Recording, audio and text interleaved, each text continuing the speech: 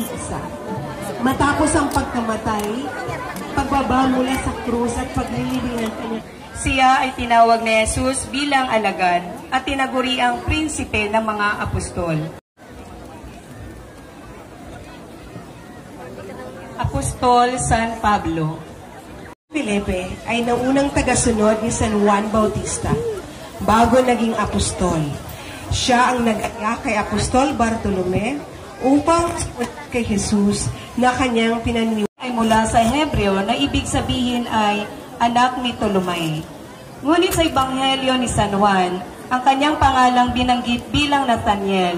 Siya ay malapit na kaibigan ni Apostol Felipe na nagpakilala. Ang kapistahan niya ay pinagdiriwang tuwing ika-24 ng Agosto. Apostol San Bartolome, ipanalangin mo kami. Apostol Santiago el Menor, sa pangangalaga ni Luis. Apostol San Judas Tadeo, sa pangangalaga ni Ginang Esperanza Andres. San Judas Tadeo, ipanalangin mo po kami. Apostol San Simon Makabayan, sa Pangeo. Apostol San Simon Makabayan, ipanalangin mo kami. Ipanalangin mo po kami. Santa Maria, ina ni San Marcos Evangelista, sa pangangalaga ni Ginoong Ian Sanchez Aristo. Kaya't noong mabalitaan ni Jesus ang pagkamatay naro, ay agad siyang pumunta sa libingan nito. At pagkatapos ng 4 na araw ng kanyang pagkamatay, ay muli siyang binuhay ni Jesus. San Lazaro de Betania, Betania ay nagsalo-salo sila at nagbuhos si Santa Maria ng pabango pagiging sagisag ni Santa Maria ng Betania ang isang sisidlang alabastro na puno ng pabango habang hawak niya sa kamay ang kanyang maraming bagay. At hinikayat ni Jesus na kanyang tularan ang kapatid na makinig sa kanya. Siya ay isa sa mga pangunahing saksi sa Ginoo at ginang Daniel Palay at pamilya. Si Santa Juana ay kasama ni na Santa Maria Magdalena at Santa Susana at pamilya.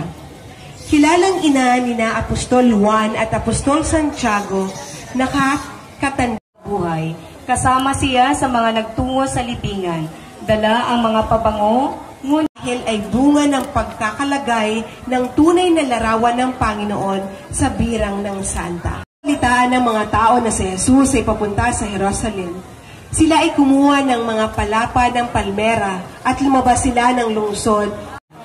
Matapos ang hapunan ay nagtungo si Jesus at ang mga apostol sa bundok ng Olibo. Ngunit hindi kasama si Judas Iscariot. Pagputong ng koronang tinig, sa pangibak ng ganito, mabuhay ang hari ng mga Hudyo. Pagkatapos ay pinaghahampas nila ng tambo at pinagsasampal sa mukha ni Jesus. Bigat na krus, nagpakasakit sa Jesus, ay makailang ulit na subsob at nagdusa. Hisikuriyo, sa pangangalaga ni Ivy Contreras at pamilya. Matapos tanggalan ng damit, paihan na sumunod sa kanya. Mula sa tanghaling iyon, ang pagpapako sa anak ng Diyos ay nagdilim ang kalangitan hanggang sa 4 ng hapon, kung kailan.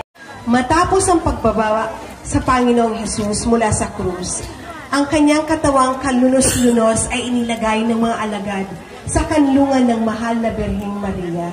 Nangungulila matapos ang kanyang kamatayan sa krus. Kabilang narito ang isa sa mga pinakamalapit niyang kababaihan, disipulo, lupain ng mga patay upang ihatid ang dala niyang kaligtasan. Jesucristong nagpamalas ng pag-ibig sa kanyang kamatayan, maawa ka sa amin.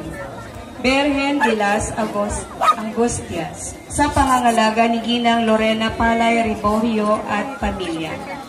Ang imahe ng mahal na Birhen na napupuno ng pigluti, ang salita na rin ang panyo na tanda ng pagluluksa. Ang mahal na ina ay napuno ng lungkot at